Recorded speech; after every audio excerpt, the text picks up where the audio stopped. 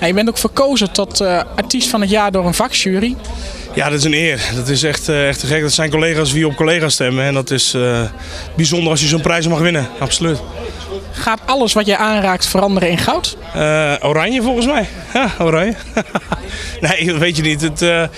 Het wordt gegund op dit moment. En daar ben ik echt de mensen super dankbaar voor. Echt.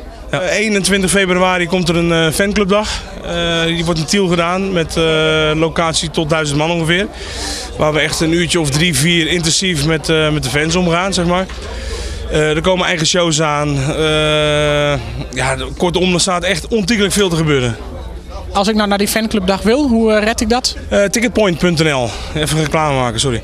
Maar ticketpoint.nl, daar kun je de tickets bestellen. En e-tickets en gewone tickets. En dan, ja, ik verwacht er een heel leuk feestje van te kunnen maken.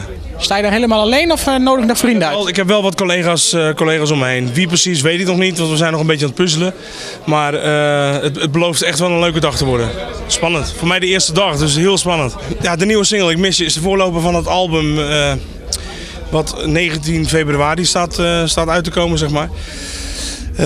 Leef je droom. Ik ga het nu onthullen. Vorige keer vroeg hij erom en mocht ik het niet vertellen. Maar Leef je droom, zo gaat het heten. Met 14 totaal nieuwe tracks en wat leuke verrassingen, denk ik. De fans op de fanclubdag die krijgen hem erbij. Dus bij deze is dat ook gelijk maar gezegd. Maar de 21e, de fans wie komen, die krijgen hem daar gesigneerd uitgeleverd.